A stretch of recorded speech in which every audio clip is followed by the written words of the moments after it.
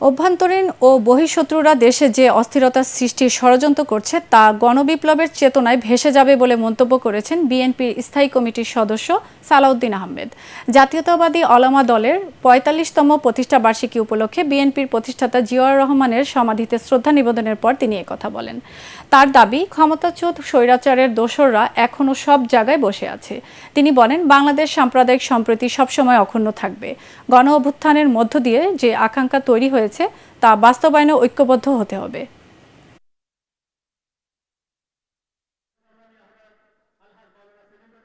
বিদেশে বসে পতিত স্বৈরাচারের ফেসিবাদের যিনি দণ্ডমুণ্ড, তিনি অপারেট করছেন বাংলাদেশের ভিতরে যাতে অস্থিরতা সৃষ্টি করা যায়, কিন্তু বাংলাদেশের মানুষ কোনো রকমের ষড়যন্ত্রকে বাস্তবায়ন হতে দিবে না।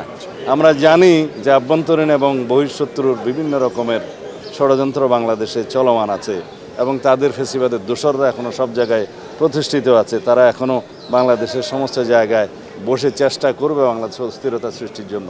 কিন্তু গণ আন্দোলনের যে আকাঙ্ক্ষা, গণবিপ্লবের পরবর্তী মানুষের যে অভিপ্রায় এবং মানুষের মধ্যে যে উচ্ছ্বাস সৃষ্টি হয়েছে, তার মুখে সব কিছু ভেসে যাবে ইনশাআল্লাহ।